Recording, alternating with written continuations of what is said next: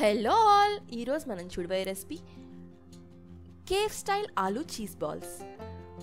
Full క్రంచీగా ఇంకా మంచి గోల్డెన్ బ్రౌన్ కలర్లో ఉంటాయి. ఇవి మనం ఇంట్లోనే చేసుకోవచ్చు సింపుల్గా. దీనికోసం నేను తీసుకున్నాను ఒక 5 to 6 టోస్టెడ్ బ్రెడ్ స్లైసెస్. మీరు దీనికి బదులుగా రస్క్ని యూజ్ చేయొచ్చు, లేదా బ్రెడ్ క్రమ్స్ని కూడా యూజ్ చేయొచ్చు. నా దగ్గర బ్రెడ్ ఉంది, అందుకనే నేను దీన్ని యూజ్ చేస్తున్నాను. నేను దీన్ని బ్లెండర్లోకి తీసుకుంటున్నాను అండ్ వీటిని నేను బ్లెండ్ చేసుకుని బ్రెడ్ క్రమ్స్ లాగా చేసుకుంటాను.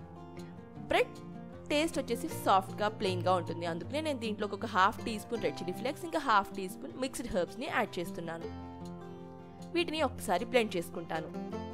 అప్పుడు నా బ్రెడ్ క్రమ్స్ రెడీ అయిపోతాయి. ఓ ఆల్ సెట్, నా బ్రెడ్ క్రమ్స్ రెడీ అయిపోయాయి. చీజ్ బాల్స్ క్రంచీగా ఉండడానికి అండ్ పైన ఆ టెక్స్చర్ కోసం దీన్ని మనం యూజ్ చేస్తాము.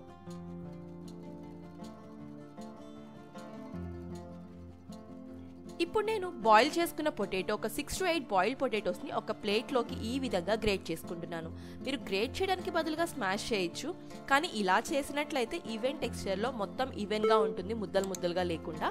అందుకే గ్రేట్ చేస్తున్నాను. దీంట్లోకి సన్నగా చాప్ చేసిన ఉల్లిపాయలు ఇంకా క్యాప్సికమ్ని యాడ్ చేస్తున్నాను. మీ దగ్గర క్యారెట్ ఉంటే క్యారెట్ కూడా యాడ్ చేయొచ్చు. ఇంకా సన్నగా చాప్ చేసిన కొత్తిమీరని కూడా యాడ్ చేస్తున్నాను. సన్నగా చాప్ చేసుకున్న వెల్లుల్లిపాయని 1-2 రెబ్బల్ని యాడ్ చేస్తున్నాను. 1 teaspoon ఉప్పుని కూడా యాడ్ చేయాలి. ఇంకా 1/2 teaspoon మిరియాల పొడి, 1/2 teaspoon రెడ్ చిల్లీ ఫ్లేక్స్ని కూడా యాడ్ చేస్తున్నాను. ఇందులో మిక్స్డ్ హర్బ్ సీజనింగ్ని యాడ్ చేయాలి. ఇప్పుడు వీటన్నిటిని మొత్తం కలిసేలాగా ఈ విధంగా నేను చేత్తో కలుపుకుంటున్నాను. మనం చేత్తో కలిపినట్లయితేనే అన్ని వైపులా ఈవెన్గా అన్నీ కలుస్తాయి. ఈ సీజనింగ్స్, హర్బ్స్ ఇంకా వెజిటేబుల్స్ అన్నీ మన ఆలూలోకి కలిసేలాగా కలుపుకోవాలి. ఇలాంటి స్నాక్ ఐటమ్స్ని అర్జెంట్గా గెస్ట్ వచ్చినప్పుడు అట్లాంటప్పుడు చేస్తే ఈజీగా ఉంటుంది. ఆలూ అప్పటికప్పుడు బాయిల్ చేయాలంటే కష్టంగా ఉంటుంది, అందుకే నేను ముందుగానే కుక్ చేసుకుని ఫ్రిడ్జ్లో పెట్టుకున్నాను. ఈ విధంగా రోల్ చేసినట్లయితే మనకి ఆలూ మెత్తగా అవుతుంది. నేను ఇక్కడ మొజరెల్లా చీజ్ని యూజ్ చేస్తున్నాను. మీకు ఏ చీజ్ అవైలబుల్గా ఉంటే దాన్ని మీరు యూజ్ చేయొచ్చు. నేనైతే ఈ బ్రాండ్ యూజ్ చేశాను. నేను ఆ చీజ్ని ఈ విధంగా క్యూబ్స్గా కట్ చేస్తున్నాను. ఇప్పుడు కొంచెం కొంచెంగా ఆలూని ఈ విధంగా చేతిలోకి తీసుకుంటున్నాను. ఆలూని ఈ విధంగా రోల్ చేసుకుని దాన్ని ప్యాటీలాగా చేసుకుని దాంట్లోకి చీజ్ క్యూబ్ని పెట్టుకుని మొత్తం చుట్టుకుంటాను. చీజ్ అనేది బయటకి కనిపించకుండా అన్ని వైపులా ఆలూ వచ్చేలాగా ఈ విధంగా చేసుకోవాలి. ఎస్, ఈ విధంగా మీరు రోల్ చేసుకున్నట్లయితే చీజ్ క్యూబ్ లోపల ఉంటుంది అండ్ చుట్టూ ఆలూ వస్తుంది. ఇదే విధంగా మిగతా బాల్స్ అన్నీ కూడా రెడీ చేసేసుకోవాలి.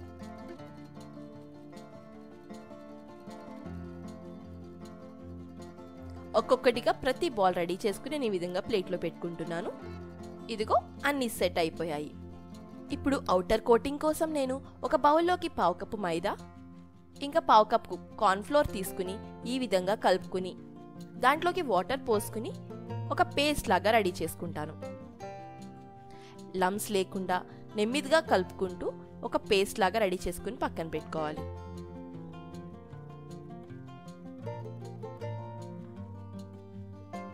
ఎస్, ఈ విధమైన పేస్ట్ రెడీ అవుతుంది.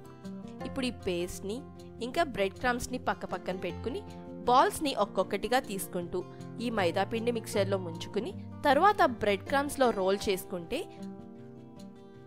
ఆ బ్రెడ్ క్రమ్స్ మన చీజ్ బాల్స్కి క్రంచీ టెక్స్చర్ని ఇస్తాయి. మీకు మళ్ళీ ఇంకా క్రంచీగా కావాలి అంటే మరొకసారి అదే బాల్ని మళ్ళీ మైదాలో ముంచి మళ్ళీ బ్రెడ్ క్రమ్స్లో రోల్ చేస్తే ఎక్స్ట్రా క్రంచీగా ఉంటాయి. ఇదే విధంగా మిగిలిన బాల్స్ అన్నీ కూడా మైదాలో ముంచుకుని తర్వాత బ్రెడ్ క్రమ్స్లో రోల్ చేసుకోవాలి.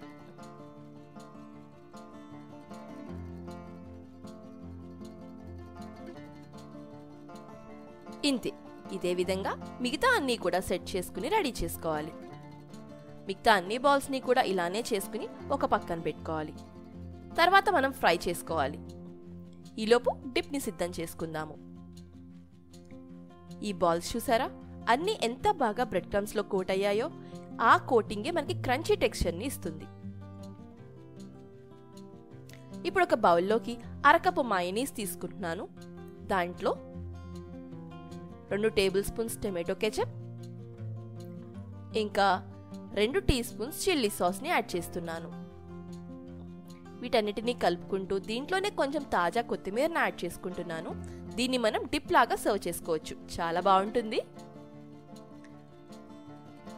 ఇవన్నీ బాగా కలుపుకుని పక్కన పెట్టుకోవాలి. తర్వాత డీప్ ఫ్రై కోసం ఆయిల్ని సిద్ధం చేసుకుని ఆయిల్ని హీట్ అయిన తర్వాత దాన్ని ఫ్లేమ్ని మనం మీడియంలో పెట్టుకుని ఒక్కొక్క బాల్గా డ్రాప్ చేసుకుంటూ ఫ్రై చేసుకోవాలి.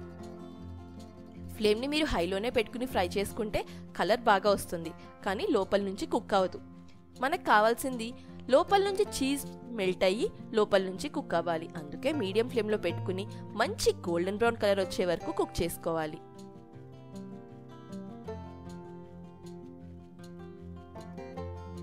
ఈ విధంగా అన్ని బాల్స్ని ఫ్రై చేసుకుని మీరు ఈ విధంగా కదుపుకుంటూ ఫ్రై చేసుకున్నట్లయితే అన్ని వైపులుగా ఈవెన్గా కుక్ అవుతుంది.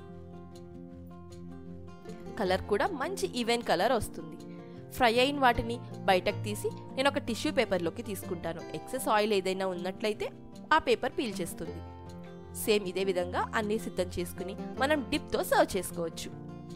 ఈ చీజ్ బాల్స్ మనం రెడీ చేసుకున్న డిప్తో సూపర్గా ఉంటుంది. ఈ రెసిపీ మీకు నచ్చిందా? నచ్చినట్లయితే వీడియోకి లైక్ చేయండి, షేర్ చేయండి, ఇంకా ఛానల్కి సబ్స్క్రైబ్ చేసి బెల్ ఐకాన్ని నొక్కడం మాత్రం మర్చిపోవద్దు. ఇలాంటి మరిన్ని రెసిపీస్తో మీ ముందుకు వచ్చేస్తాను మరొకసారి. అప్పటి వరకు take care and bye bye.